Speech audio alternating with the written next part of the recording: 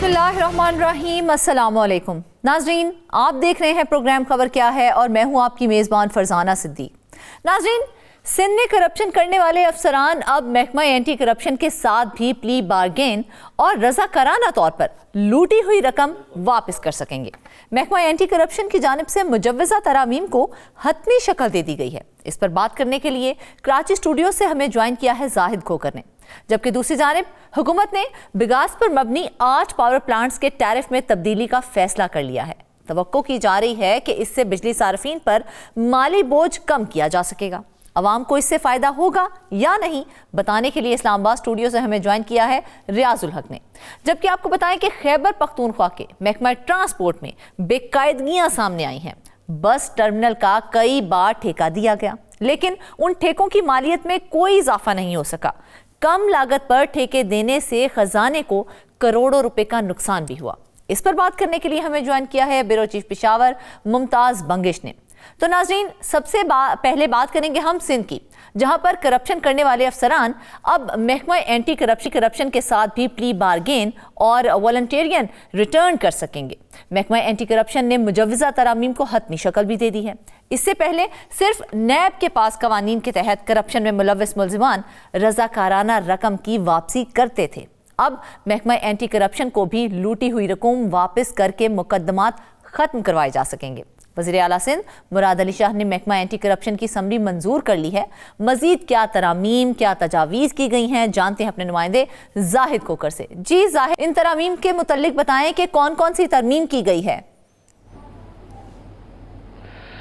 जी बहुत बहुत शुक्रिया आपका। और सिंध के अंदर जो मुख्तलिफ जो है हम मामला सामने लेकर आते हैं, और लगता है ऐसा है कि सिंध का तकरीबन हर एक महकमा इसी तरह से जो करप्शन में मुलव्वस है, करप्शन करने में उसकी मसरूफियात ऐसी होती हैं।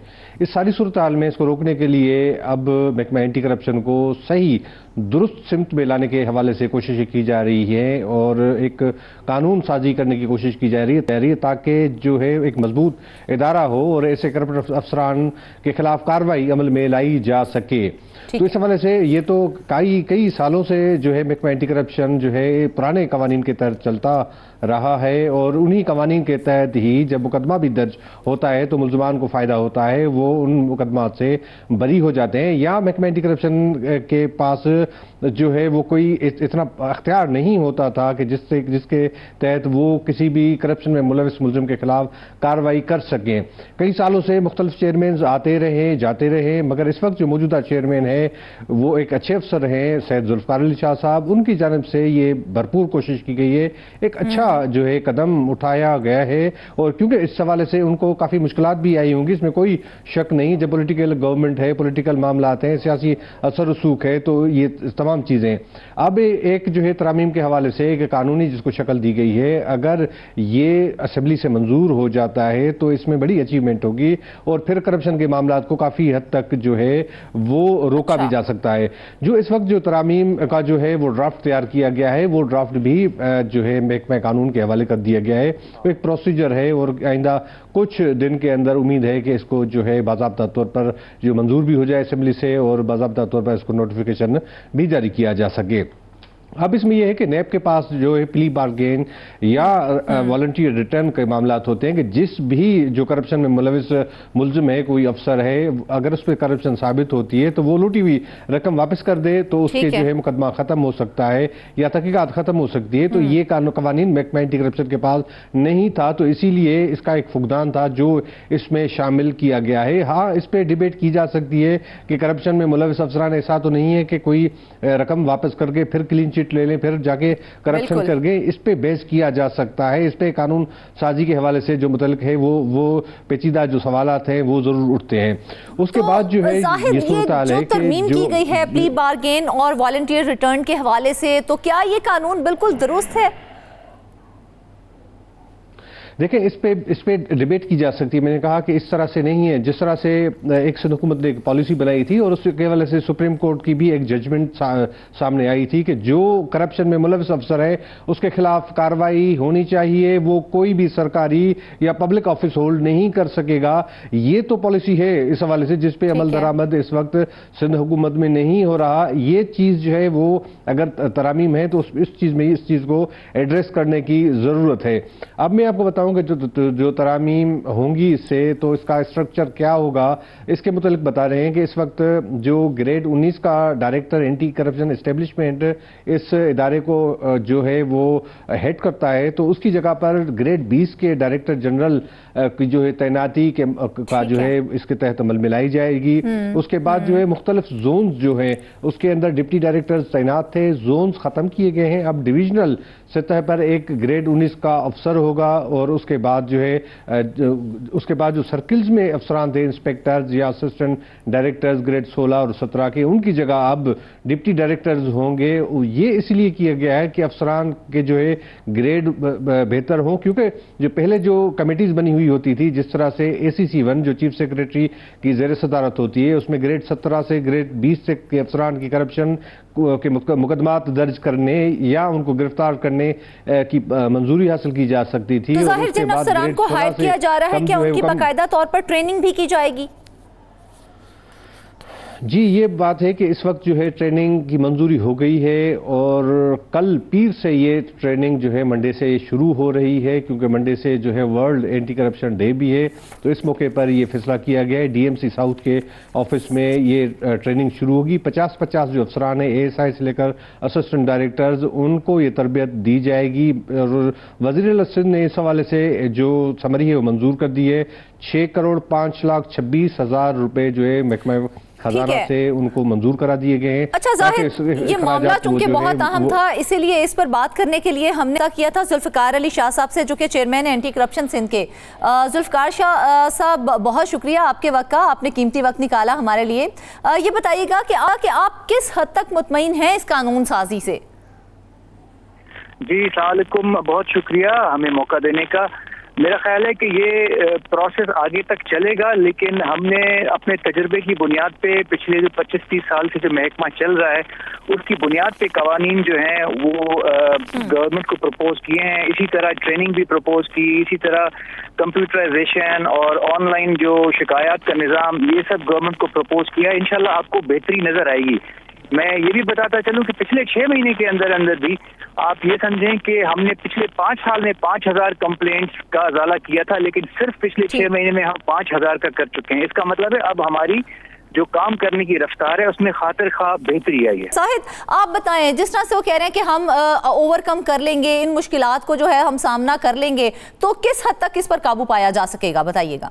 देखें, इसमें तो कोई नहीं है कि गुज़श्ता 30 साल से और 30 से भी ज़्यादा सालों से यही जो कवानीन है इसमें कोई तरमीम नहीं की गई थी, और ये कोशिश की जा रही है कि इसको जो है कंप्यूटराइज सिस्टम पे लाया जाए। IT वाले जो मामलात हैं वो भी महकमा एंटी करप्शन के पास हों, ताकि जो शिकायत आती हैं उनको बर वक्त एड्रेस भी किया जा सके। और महकमे के अंदर जो अफसरान है वो जो मुख्तलिफ मुलजमान काफ़ी शिकायत आती हैं, और ऐसे मुख्तलिफ वक्तों में ये साबित भी हुआ है कि कुछ अफसरान जो है महकमे के, वो मुलजमान के साथ मिली भगत करके उन तहकीकात पर असरअंदाज होते हैं, उनको ख़त्म भी कर देते हैं। तो एक मेकनिज़म जो है वो एक सेंट्रलाइज्ड और कंप्यूटराइज्ड हो, ताकि जो है इन शिकायत का अजाला भी किया जा सके।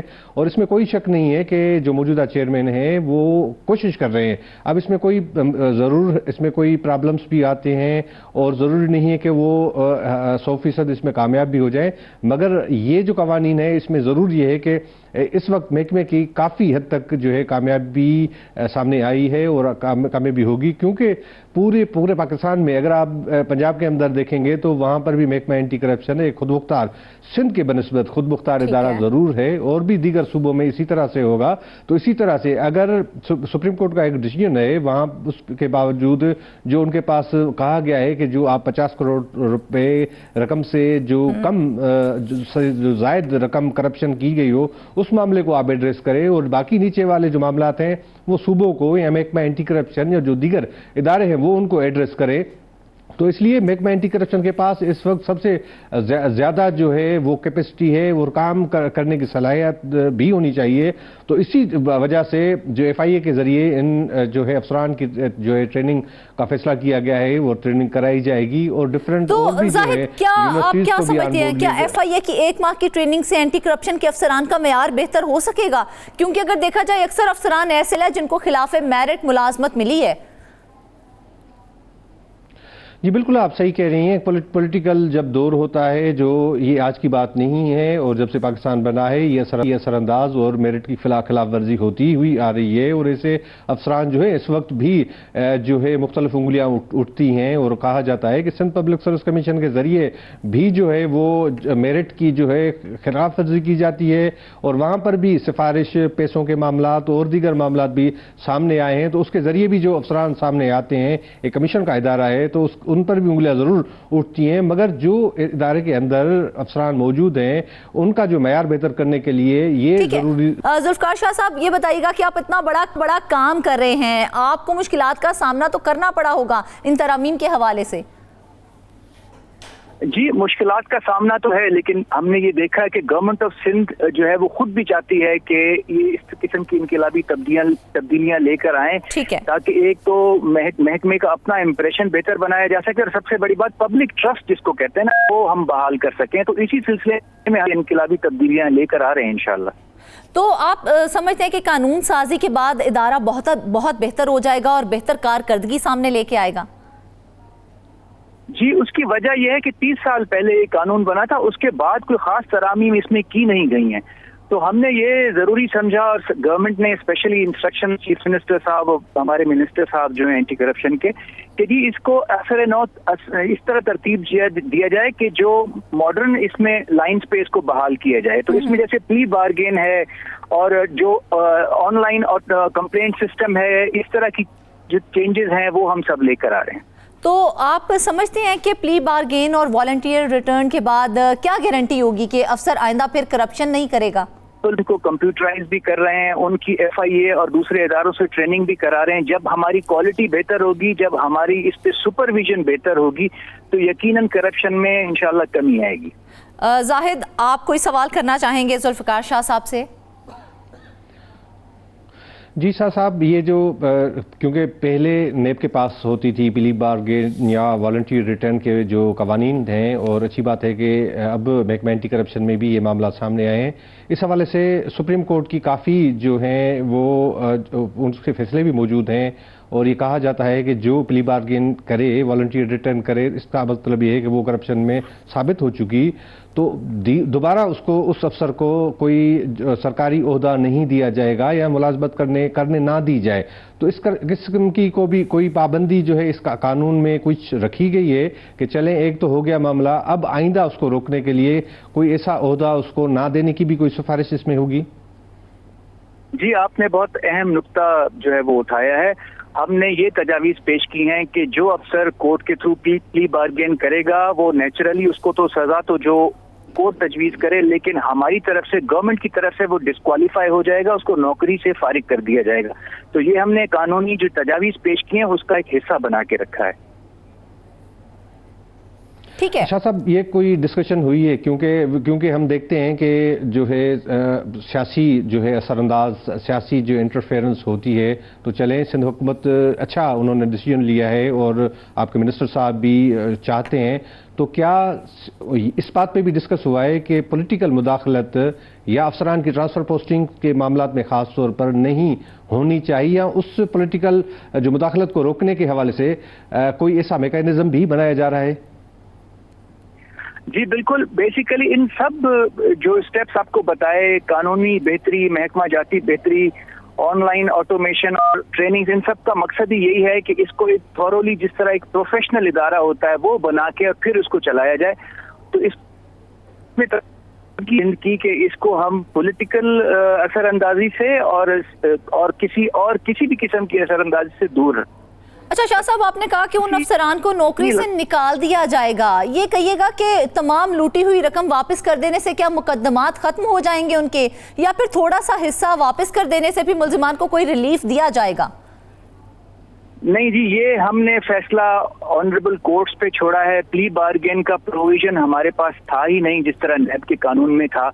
तो मकसद ये है कि लूटी हुई रकम अगर कोई अफसर वापस करता है उसकी सजा तो खैर ऑनरेबल कोर्ट तजवीज़ करेगी, लेकिन गवर्नमेंट ऑफ सिंध की तरफ से हमने कानूनी तजावीज़ में रखा है कि उसको नौकरी से फारिग कर दिया जाएगा, डिस्क्वालीफाई हो जाएगा, न सिर्फ नौकरी से बल्कि किसी भी पब्लिक ऑफिस होल्ड करने से।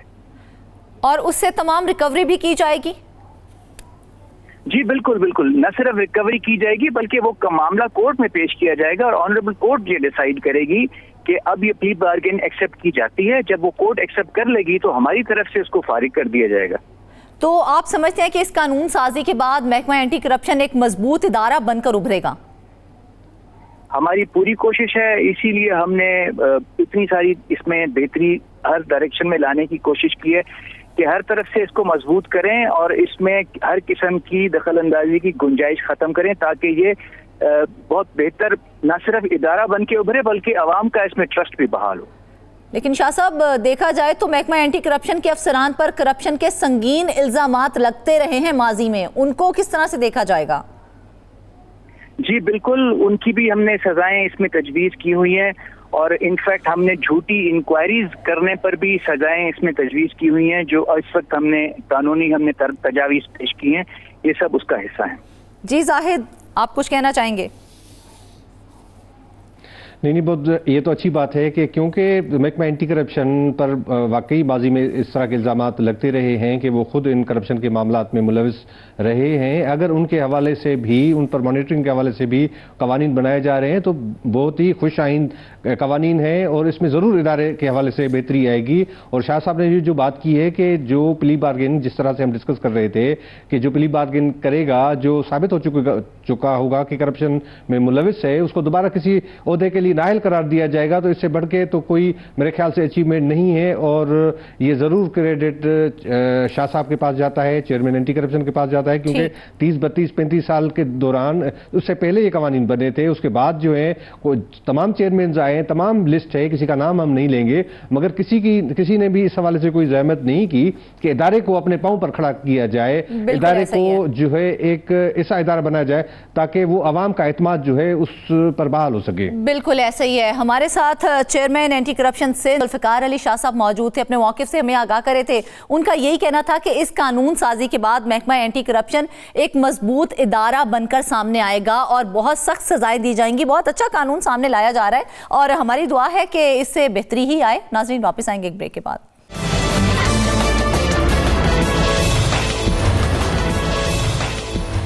वेलकम बैक नाज़रीन। अब बात करेंगे बिजली सार्फिन के हवाले से, जिन पर माली बोझ कम करने के लिए अब तजावीज़ तैयार कर ली गई हैं। हुकूमत ने बिगास पर मबनी 8 पावर प्लांट्स के टैरिफ में तब्दीली का फैसला कर लिया है।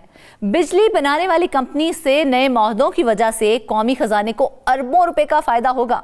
मजीद ये कि नए मुआहदों के बाद बिजली सार्फिन पर माहाना तकरीबन 3 अरब रुपए के बोझ की कमी की तवक्को भी की जा रही है। वजीर आजम की बनाई गई तवानाई टास्क फोर्स ने बिगास मंसूबों के टैरिफ में कमी पर इत्तेफाक किया है। इस हवाले से काबीना को भी बिगास पर मबनी मंसूबों की तजावीज़ पर एतमाद में लिया जाएगा। मजीद तफसीलात जान लेते हैं नुमाइंदा खुसूसी रियाजुल हक से।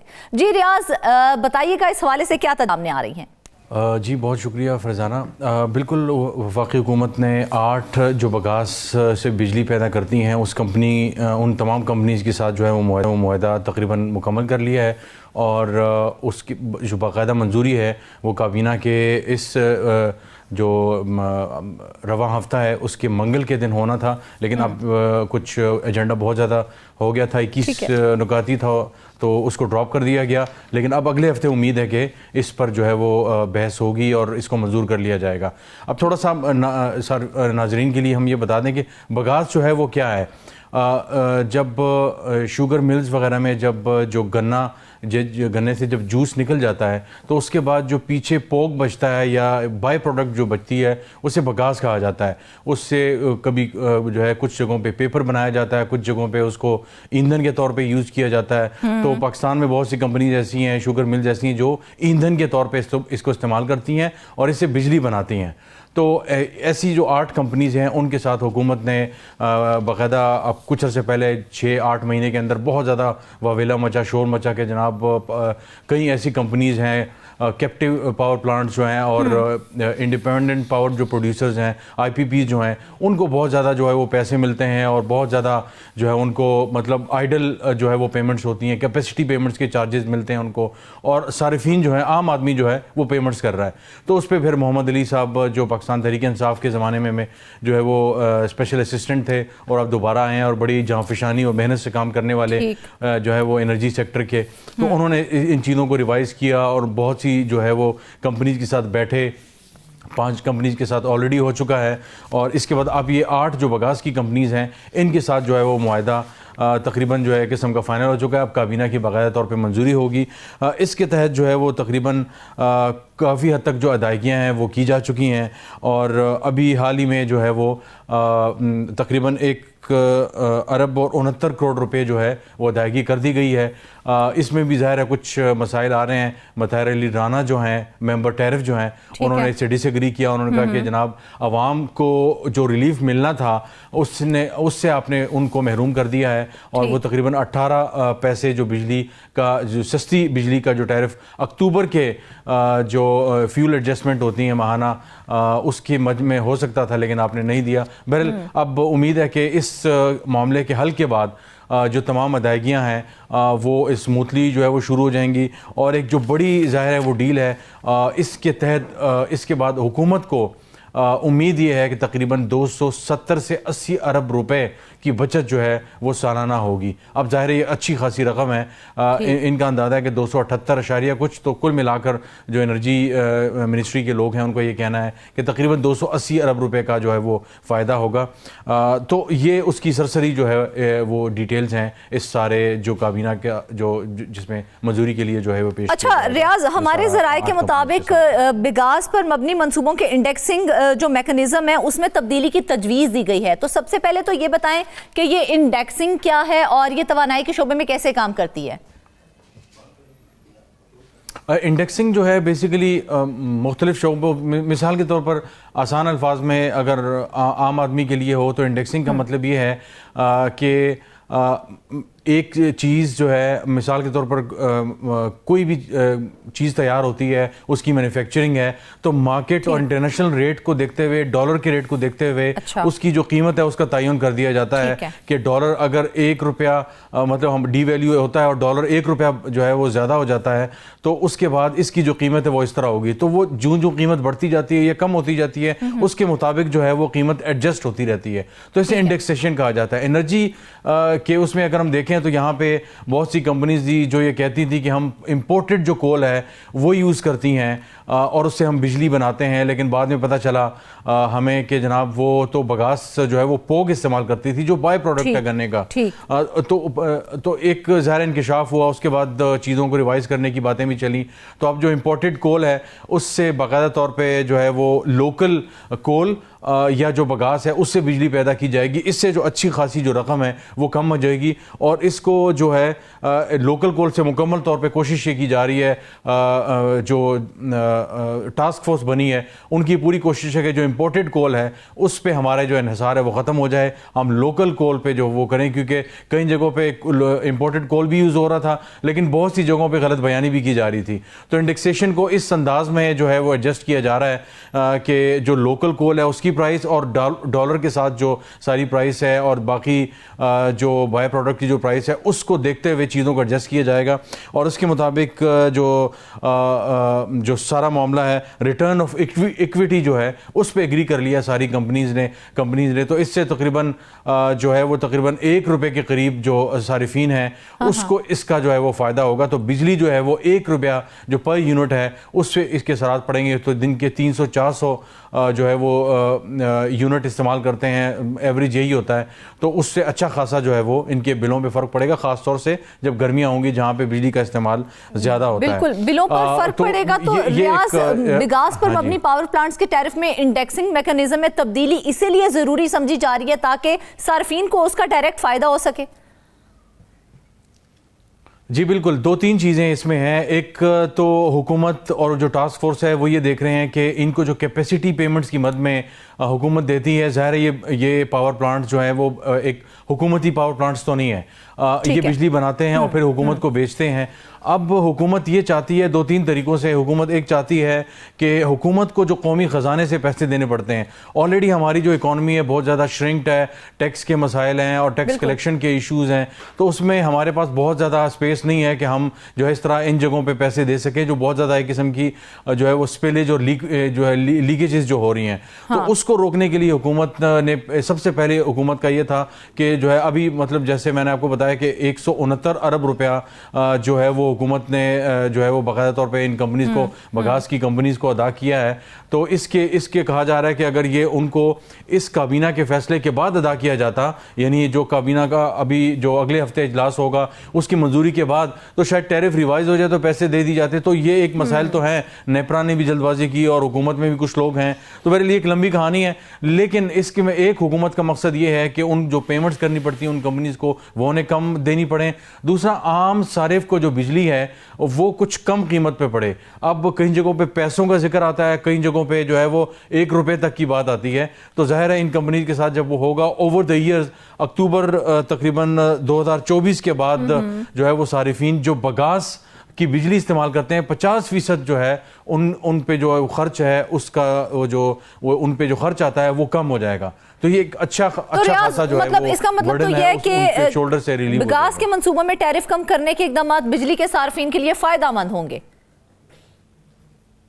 बिल्कुल, इसमें कोई शक नहीं है कि इससे बहुत बड़ा फायदा होगा। जैसे मैंने कहा 50% जो है, क्योंकि जो काबीना का ये जो सारा प्रपोजल है मिनिस्ट्री ऑफ एनर्जी पावर का जो टास्क फोर्स का है, उसमें उनका ये प्रपोजल है कि जो अवाम पे जो बोझ आता है वो 50% कम हो जाएगा इन मुआहदों के बाद। तो ये एक बड़ी अहम पेशरफ्त है और मेरे ख्याल है इस पर तारीफ करनी चाहिए उन तमाम शुगर मिल्स की भी जिन्होंने बाकायदा तौर पर हुकूमत के साथ मिल के और टास्क फोर्स जो थी उनके साथ मिल के इस मामले को आगे बढ़ाया और जो है वो रजामंदी का इजहार किया। तो मेरे ख्याल है हुकूमत का हम हर वक्त तनकीद करते रहते हैं, लेकिन वो चंद मौके हैं मेरे ख्याल है हमें तारीफ करनी चाहिए हुकूमत की भी और शुगर मिल्स की भी, जिन्होंने मिलकर जो है वो बगास से जो बिजली पैदा करते हैं बाकायदा तौर पे एक मिडिल ग्राउंड पे आके जो है फैसला किया। हालांकि 2019 में बाकायदा तौर पे जब वो टैरिफ उस ज़माने में आया तो एक अच्छा खासा जो है वो मसला क्रिएट हुआ, फिर वो जो है वो कोर्ट में चले गए, उन्होंने कहा जी ये तो 2017 के रेट्स हैं।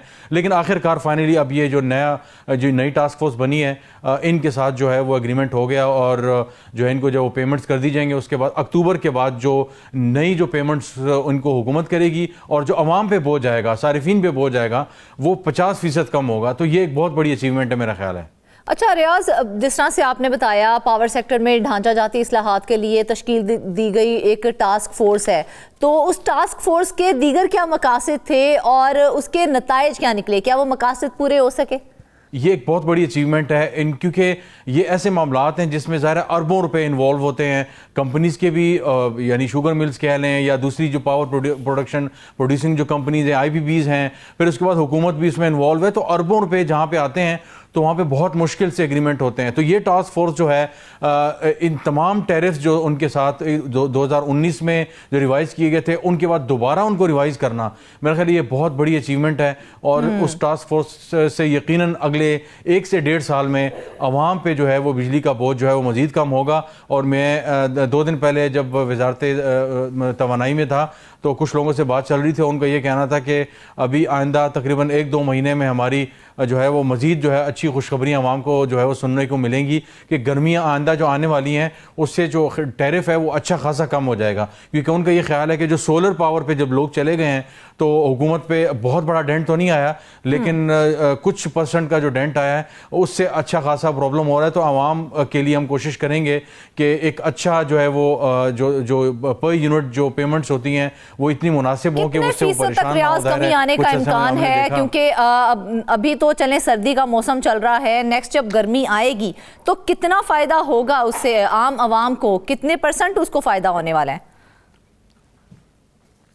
अब तक की जो कैलकुलेशन हुकूमत ने की है जो अब आज तक अगर हम बात करें तकरीबन जो है वो 1 रुपये तक पहुंचने वाला है रिलीफ, और ये जो रिलीफ है हमें जनवरी और फरवरी के बिलों में नजर आएगा। अच्छा। और इसके अलावा ये जो जितने बाकी जो सार्फिन के जो कंपनीज हैं पावर की जो प्रोडक्शन की हैं, उनके साथ जो टैरिफ जो रिवाइज होंगे, ये सब कुछ जब फाइनल हो जाएगा, टास्क फोर्स अपना सारा काम जिसके लिए वो बनाई गई थी वो मुकम्मल कर लेगी, तो मार्च और अप्रैल के महीने में यानी रमज़ान के बाद जो है जो ही टेम्परेचर बढ़ना शुरू हो जाएगा, तो उस वक्त तक जो है वो सारी तस्वीर क्लियर हो चुकी होगी। तकरीबन 2 से ढाई रुपये जो है वो यूनिट पर यूनिट जो है वो कम हो जाएगा। और कुछ ज़ाहिर हुकूमती जो अहलकार हैं, अफसरान, उनका कहना है कि 4 से 5 रुपये भी हो सकता है, लेकिन फिर जो आज़ाद हमारे सोर्सेज थे उनसे बात हुई तो उनका इतना ज़्यादा नहीं है। ज़ाहिर है हुकूमती मेरा हमेशा कोशिश होती है कि उसको आउट ऑफ प्रोपोर्शन ब्लो किया जाए, लेकिन फिल वक्त जो है तकरीबन जो 2 से ढाई और 3 रुपये तक जो है रिलीफ जो है वो अगले 4 से 5 महीने में आएगा, और इसका अच्छा खासा असर होगा। जो गर्मियों के बिल जब आना शुरू हो जाएंगे, सर्दियों में तो ज़ाहिर है बहुत ज़्यादा वो इस तरह की जो है वो एक्सपेंसेस और वो दूसरी चीज़ें नहीं होती, तो ये एक मेरा ख्याल है एक अच्छा जो है वो गवर्नमेंट का इकदाम है, और जितना हो सकता है इसमें ठीक है नेपरा की सुस्ती और दूसरी चीज़ें शामिल हैं, लेकिन ओवरऑल हुकूमत का इंटेंट इस मामले में मैं कहूँगा, और बाकी जो कंपनीज हैं सारी बहुत मस्बत और जो है वो मिसाली रहा है, और यहाँ ज़रूर उनको अप्रिशिएट करना बनता है। अच्छा रियाज, जब भी कोई पॉलिसी लाई जाती है तो उसके मुस्बत और मनफी दोनों ही पहलू होते हैं। अगर हम इस पॉलिसी की बात करें, बिगास पर मबनी पावर प्लांट्स के लिए हुकूमत की जो नई पॉलिसी है, उसके मुस्बत और मनफी पहलू क्या हैं? मस्बत तो हमने कर ली, मेरा ख्याल है मेरी 92 पे बहुत कम ऐसी स्टोरीज हैं जब मैं इस तरह जो है वो तारीफ करता हूँ, तो ये पहली शायद मेरी स्टोरी है। मैं आपके मुंह से तारीफ, इसका मतलब है कि हुकूमत वाकई कोई अच्छा काम करने जा रही है। जी बिल्कुल। तो ये मेरा ख्याल है कि अगर इनकलाबी इक़दाम तो उसे नहीं कहा जा सकता, लेकिन मौजूदा हालात में हुकूमत जिन हालात में है और IPPs का जो सारा मामला चल रहा था, तो उसको लेकर ये एक बहुत जो है वो मस्बत पेशरफ्त है। तो मेरा ख्याल है ज़ाहिर है इस पर हमने काफ़ी बात भी कर ली, और इसका मस्बत जो पहलू है वो यही है कि इससे आम सारिफ जो है उस पर भी बोझ कम होगा, और हुकूमती ख़जाने से जो अरबों रुपए जो है वो 200, 300, 400, 500 अरब रुपए जो इस तरह जाते थे थोक के हिसाब से उनको, और ऐसी कंपनी जो बिजली भी नहीं बनाती थी, जो कि कैपेसिटी पेमेंट्स की मद में उनको देना पड़ता था क्योंकि मुआहदा हुआ हुआ है, और कुछ कंपनी के साथ डॉलर्स में भी हुआ हुआ है। तो ज़ाहिर है पिछली हुकूमत ने और मौजूदा हुकूमत ने काफ़ी हद तक बहुत सी चीज़ों को रेगुलेट और रिवाइज करने की कोशिश की है, जो ज़ाहिर है काबिल तारीफ है। तो बिल्कुल रियाज, बड़ा अहम नुक्ता आपने उठाया, और इसी हवाले से आपसे मैं ये सवाल करना चाह रही थी कि काबीना को बिगास पर मबनी मंसूबों की तजावीज़ पर एतमाद में लिया जाना भी बाकी है, तो आपको क्या लगता है काबीना इन तजावीज़ से इत्तेफाक कर लेगी? जिस तरह से आपने बताया कि चाइनीज़ कंपनीज के साथ भी फिर तमाम माहदों को रिवाइव करना पड़ेगा। अगर हम इस मौजूदा बगास वाले मामले की बात करें तो इसकी दस्तावेज़ात भी हमने देखी हैं, सब कुछ तैयार है और काबीना के सामने पेश होना है। और ये जो टास्क फोर्स है ज़ाहिर है वो हुकूमत ने बनाई है, वज़ीर-ए-आज़म ने बनाई है, तो उनके सामने जब ये सारा कुछ आएगा, इसमें ऐसा कुछ भी नहीं है जो हम कह लें कि मुतनाज़ा है या बहुत ख़राब है। मौजूदा हालात में और इन मामलात को देखते हुए जो इस वक्त इन कंपनीज़ के साथ किया जा सकता, चाहे वो बगास की थी या उससे पहले जो दूसरी IPPs थी, तो मेरा ख्याल है एक बड़ा मुनासिब जो है वो टैरिफ गवर्नमेंट ने रिवाइज किया है। अगेन बहुत बेहतर हो सकता है, बेहतरीन की जो है वो बिल्कुल ऐसा ही है रियाज। देखा जाए तो मौजूदा हालात में इस तरह का इकदाम सामने आना एक बहुत आइन बात है। आवाम को बहुत जल्द इस हवाले से खुशखबरी भी मिलेगी, और जहां तक बात है टास्क फोर्स के हवाले से, तो वो इस बार बहुत अच्छा काम कर रही है। मार्च अप्रैल के महीने तक आवाम को बहुत अच्छी खुशखबरी सामने आएगी और उनके बिलों में अच्छा खासा रिलीफ भी मिलेगा। नाज़रीन वापस आएंगे ब्रेक के बाद। वेलकम बैक नाज़रीन। आपको बताएं कि खैबर पख्तूनख्वा के महकमा ट्रांसपोर्ट में बेकायदगियां सामने आई हैं। बस टर्मिनल का कई बार ठेका दिया गया, लेकिन उन ठेकों की मालियत में कोई इजाफा नहीं हो सका। कम लागत पर ठेके देने से खजाने को करोड़ों रुपए का नुकसान हुआ। यहाँ ये बात काबिल गौर है कि जिस ठेकेदार को ठेका दिया गया वो अपनी अदायगी में भी सुस्ती से काम ले रहा है, जिससे खजाने को करोड़ों रुपए का नुकसान पहुंच रहा है। ट्रांसपोर्ट एक अहम महकमा है, अगर ये चाहे तो ये अपनी आमदनी को दुगना भी कर सकता है, मगर सितम ज़रीफी तो ये है कि जब ठेके की मुद्दत खत्म हो जाती है तो महकमे के पास अग्नि नीलामी तक बस टर्मिनल को खुद से चलाने का ऑप्शन रह जाता है, जिसके लिए वो मुलाजमीन रखते हैं और उनको तनख्वाहें महकमे से देते हैं। लेकिन ठेका देने के बावजूद भर्तियां की गईं, मुलाजमीन की तनख्वाहें ठेकेदार को अदा की गईं और उसके बावजूद मुलाजमीन की हायरिंग की गई। इसी तरह से लेजर एनग्रेविंग मशीन खरीदने में भी बेकायदगियां हुई हैं। इस बारे में तफसील जानने के लिए जाते हैं पेशावर, जहां हमारे ब्यूरो चीफ मुमताज़ मंगिश मौजूद हैं। उनसे इस बारे में पूछ लेते हैं। जी मुमताज़, बताइएगा कि पेशावर बस टर्मिनल के ठेके का आखिर मसला क्या है? शुक्रिया फरजाना। दरअसल महकमा ट्रांसपोर्ट के तहत ये जो पेशावर बस टर्मिनल है, इसका ठेका दिया जाता है और अमूमन हम देखते हैं कि जब ठेके मिलते हैं, खुसूसन जब बस टर्मिनल्स के ठेके मिलते हैं, तो एक साल जिस अमाउंट पे वो ठेका दिया जाता है, तो अगले साल अगर वो रकम जो है वो दुगनी नहीं होती तो कम से कम उसमें इजाफा ज़रूर होता है। और ऐसे भी उसूलन उसमें 10% इजाफा तो हर सूरत में होना चाहिए, जो सरकारी कवायद और ज़वाबित हैं उसके मुताबिक। लेकिन उसके बाद भी अगर कोई नीलामी में ज़्यादा ऑफर करता है तो जाहिर है वो जो ठेका है वो उसी को मिल जाता है। लेकिन यहाँ पे जो सिलसिला है वो कुछ उलट ही है। एक पेशावर बस टर्मिनल का ठेका 3 साल से तकरीबन एक ही ठेकेदार को या उसके रिश्तेदार को दिया जाता रहा है, और फिर जब वो ठेका उसको मिल जाता है तो उसकी अमाउंट जो है वो 3 साल पहले जितनी ही होती है, मतलब उससे एक पाई उसमें कोई फर्क नहीं आता। इसकी वजह यह है कि जिस तरह ये पेशावर बस टर्मिनल की मिसाल मैं दे रहा हूँ, ये जून 2018 में एक ठेका दिया गया था एक ठेकेदार को 13 करोड़ 53 लाख रुपए पे, और फिर इसमें मामला अदालत चला गया। अदालत में जब स्टे दी गई और स्टे के बाद फिर उसमें हुआ यह है कि 13 करोड़ 53 लाख का जो ठेका दिया गया था उसी साल, उस वक्त उससे ज़्यादा भी बोली की गई थी। लेकिन चूंकि वो जो ठेकेदार थे और जो स्टेक होल्डर्स थे वो इसके खिलाफ अदालत चले गए, स्टे ऑर्डर मिल गया। स्टे ऑर्डर जब वेकेट हो गया तो जिन लोगों ने ज़्यादा बोलियां दी थी उन्होंने कॉल डिपॉजिट जो है वो रिफंड करवाए थे। ये एक सोचा समझा मंसूबा था। ये अक्सर जो ठेकेदार होते हैं ये कर लेते हैं कि जो ज़्यादा बोलियां दे देते हैं वो फिर कॉल डिपॉजिट रिफंड करवा देते हैं और फिर वो उस बोली में हिस्सा नहीं ले पाते। मतलब जिस ठेकेदार को उन्होंने ठेका दिलवाना होता है उसी को ठेका मिल जाता है और अमाउंट भी उसी की बताई हुई जो उसने वो बोली में शो की होती है वही मिल जाती है। तो इसमें भी यही हुआ। जितने भी ठेकेदार थे जितने ज़्यादा अमाउंट शो किए थे उन्होंने कॉल डिपॉजिट्स वापस ले लिए और 1 साल का ठेका दिया गया। वो जो पहले एक ठेकेदार ने 13 करोड़ की ऑफर की थी, अब ये ठेका जो है 10 करोड़ 35 लाख रुपए में दिया गया। ठीक है। फिर अगले साल जब ये इसी ठेके की इसी पेशावर बस टर्मिनल की बारी आई तो चाहिए तो ये था कि इसमें इजाफा किया जाता और सरकारी तौर पर इसका जो रेट था वो 10 करोड़ 35 लाख की बजाय 11 करोड़ 38 लाख रुपए मुकर्रर किया गया। और उस वक्त का ये जाता रहा कि चूंकि काफ़ी अरसा हुआ है और इसकी जो अमाउंट है इसमें इजाफा नहीं हो रहा, तो एक ठेकेदार ने इसमें जो बोली की ऑफर की वो कोई 25 करोड़ के लगभग थी। अच्छा। और दूसरे नंबर पे जो ठेकेदार ने बोली दी तो वो 11 करोड़ 38 लाख थी, यानी वो भी पहले उसकी 10 करोड़ के मुकाबले में ज्यादा थी। जो सरकारी जो बोली थी वो तकरीबन उसी के मुताबिक थी। लेकिन एक बार फिर जो कॉल डिपॉजिट्स थी, जो पहले नंबर पे जो जिसने बोली दी थी उसने कॉल डिपॉजिट ही जमा नहीं करवाई।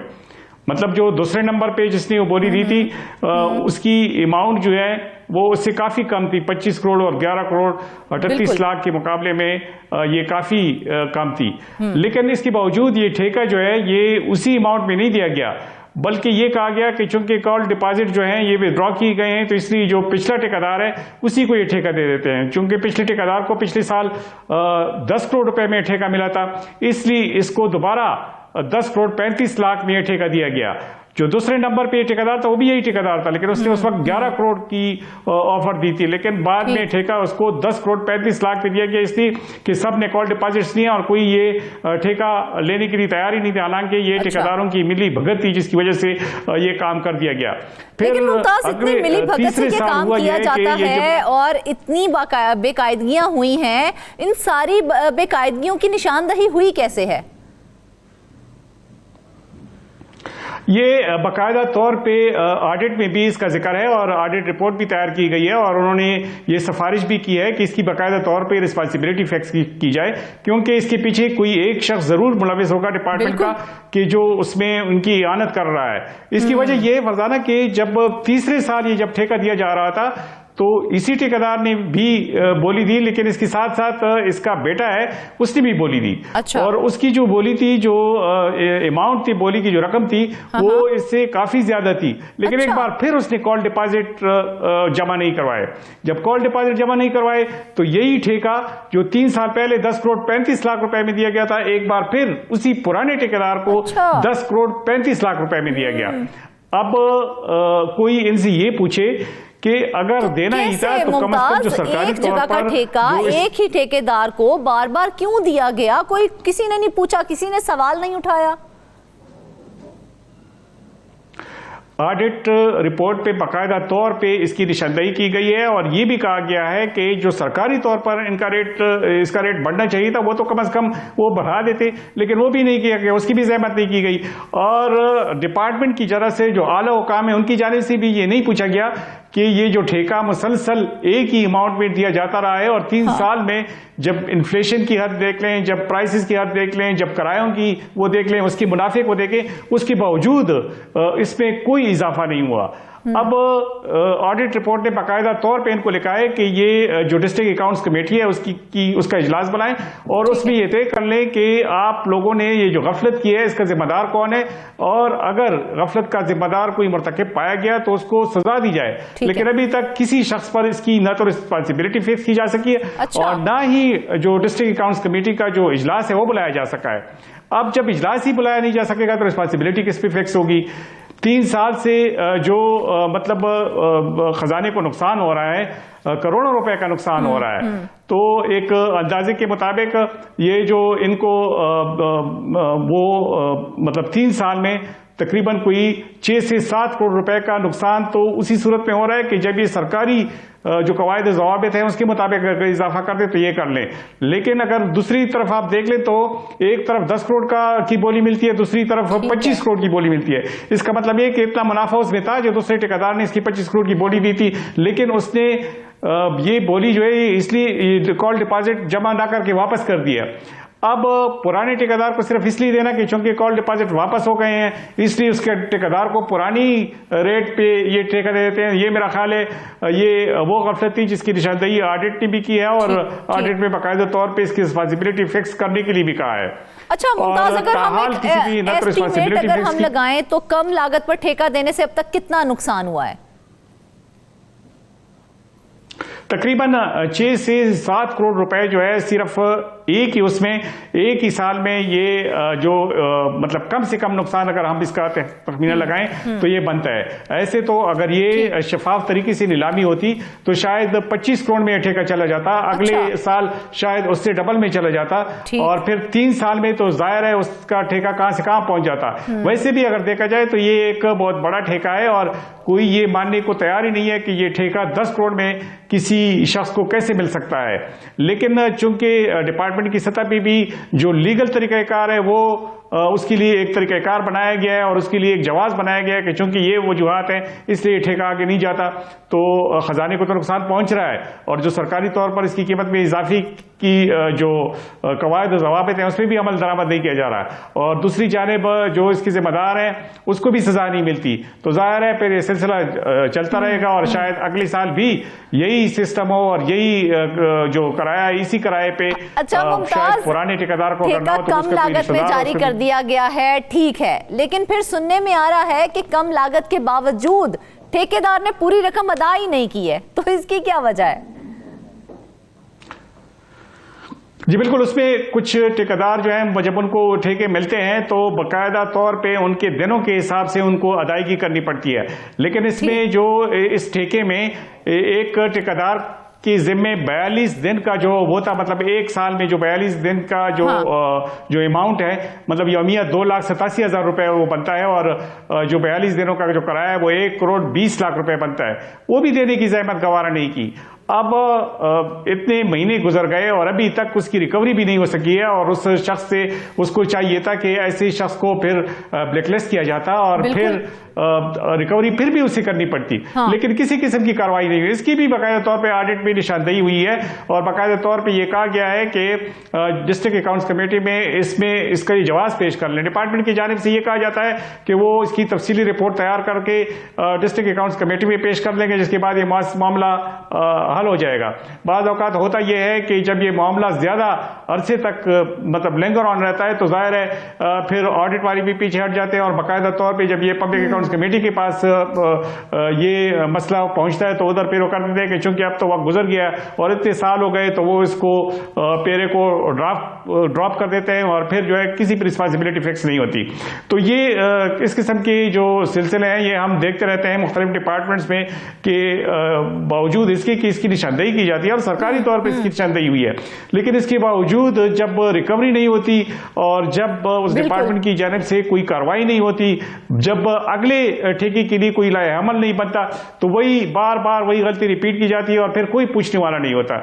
इसी उसमें भी मतलब किराया अगर किसी ठेकेदार के जिम्मे वाजिबुल अदा है तो चाहिए तो यह है कि वो अगर उस महीने नहीं है तो कम से कम अगले महीने दे दे, लेकिन महीने गुजर गए और अभी तक सिर्फ किराए की मद में जो 1 करोड़ रुपए जो हुकूमत के उसके जिम्मे बनते हैं उसमें कोई मुतनाज़ा रकम नहीं है। ये ठेकेदार भी तस्लीम करता है, हुकूमत भी तस्लीम करती है, और महकमा ट्रांसपोर्ट और बस टर्मिनल के जो हुकाम है उन सबको पता है कि ये उनके जिम्मे बनते हैं, लेकिन रिकवरी क्यों नहीं होती? इसकी वजह यह है कि ये बड़े बारसूख लोग होते हैं और इनके चूंकि डिपार्टमेंट के अंदर और हुकूमत के अंदर चूंकि ताल्लुकात होते हैं, इसलिए कोई उनसे ये रिकवरी नहीं कर सकता।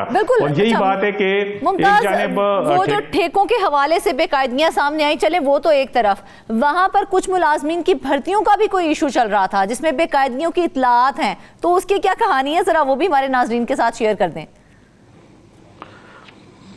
अच्छा, महकमा ट्रांसपोर्ट में मसला यह है कि सिर्फ एक जगह पे नहीं, मुख्तलिफ जगहों पे ऐसी बेकायदगियां होती है। Directorate of transport and mass transit एक डायरेक्टरेट है जो महकमा ट्रांसपोर्ट के तहत काम करता है। वहाँ पे ये था कि वो मुलाजिमीन रखते हैं, मतलब जो बस टर्मिनल होता है तो उसमें जब ठेका उनके पास नहीं होता तो जाहिर है उसकी जो उसका रखना उसकी केयर टेकिंग जो है उनके जिम्मे होती है। और उन्होंने उनको इजाज़त दी महकमे को कि वो 13 मुलाजिमीन रखते, और 13 मुलाजिमीन जब उन्होंने रख लिए तो जाहिर है उनकी रेगुलराइजेशन भी एक, चूंकि खैबर पख्तूनख्वा हुकूमत ने तमाम कॉन्ट्रैक्ट मुलाजिमीन को रेगुलराइज करने का एक एक्ट पास किया था जिसके तहत इन 13 मुलाजिमीन को रेगुलराइज भी किया गया। लेकिन इसके बावजूद ठेका जो है एक ठेकेदार को दिया गया, और उसके बाद जब ये 13 मुलाजिमीन रेगुलराइज हो गए तो इस महकमे ने कोई 110 मुलाजिमीन, कम नहीं 110 मुलाजिमीन मजीद रख लिए। अब इन 110 मुलाजिमीन के रखने का क्या जवाब था? हाँ। इसका किसी ने कोई जवाब अभी तक नहीं दिया। और तो मजे की बात यह है कि जो ठेका दिया गया, कोई सीनियर्स वो इस हवाले से क्यों चुप साध के बैठे हैं? उनका क्या मौकिफ है इस हवाले से कि बिना किसी जरूरत के, बिला किसी वजह के उन्होंने 110 मुलाजिमीन को हायर कर लिया? जी बिल्कुल, सिर्फ हायर करने की बात भी नहीं है, हायर तो कर लिया, लेकिन वो तो जो मेरिट लिस्ट है और जो कवायद ज़वाबित है, जो तरीक़ाकार है, वो भी सामने नहीं पेश सके। ऑडिट वालों ने ये भी उनसे मांगा है कि आप कम से कम वो कवायद ज़वाबित तो पेश कर लें कि जिस पर आपने ये भर्तियां की हैं वो मेरिट लिस्ट तो पेश कर लें कि इसकी इन 110 मुलाजिमीन की भर्ती का तरीक़ाकार क्या था। अब ये जो ठेका दिया गया था इस पे 1 करोड़ 49 लाख रुपए ठेकेदार को सिर्फ इसलिए दिए गए थे कि वो जो बस टर्मिनल के अंदर जो मुलाजिमीन है इससे उनकी तनख्वाहें अदा की जाएं। अब एक तरफ मुलाजिमीन की तनख्वाहों के लिए जो रकम है वो ठेकेदार को अदा की जाती है और दूसरी जानिब 110 मुलाजिमीन को रखा जाता है और उनको तनख्वाहें महकमा अपनी तरफ से देता है। अब ये समझ में नहीं आती कि जब ठेकेदार को मुलाजिमीन की तनख्वाहों की मद में भी अदायगी की जाती है, 1 करोड़ 49 लाख रुपए उनको दी जाते हैं, तो फिर जो 110 मुलाजिमीन है उसको भर्ती करने का क्या जवाब था? हालांकि उनकी तनख्वाहें जो है जो directorate of transport and mass transit है वो दे रहा है, मतलब ये एक ऐसा सवाल है कि जिसपे ऑडिट ने एक सवाल उठाया और वो उसका जवाब नहीं दे सके। उनका ये कहना था कि हम जो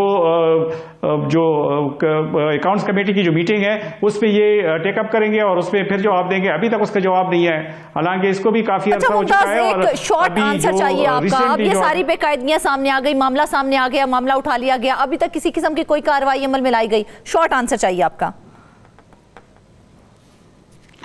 असल में उसका मसला ये था कि ये जो कार्रवाई थी उस पे बाकायदा तौर पे चाहिए था कि उसी वक्त वो जो ऑडिट वाले थे उनको ये सेटिस्फाई कर लेते, लेकिन उसको सेटिस्फाई नहीं किया उन्होंने। तो जब सेटिस्फाई नहीं होता तो उसका पैरा बन गया और फिर जो डीसी की जो कमेटी है, डिस्ट्रिक्ट अकाउंट्स कमेटी, उसका भी कोई इजलास नहीं हुआ, मजीद भी एक आगे नहीं जा सका। तो बिल्कुल ऐसा ही है, वो देखा जाए जो हमें फायदा दे सकता उसको भी खसारे में डाल दिया गया और बहुत से ऐसे काम किए गए जो नहीं करने चाहे थे, नाजायज बेकायदगियां की गई, भर्तियां की गई, और अगर ये भर्तियां ना की जाती तो ये महकमा हमें बहुत फायदा दे सकता था। नाज़रीन, इसके साथ ही आज के प्रोग्राम से बस इतना ही। सब मेहमानों का शुक्रिया, अपनी ढेर सारी दुआओं में हमें याद रखिएगा। इजाजत दीजिए, अल्लाह हाफ़िज़।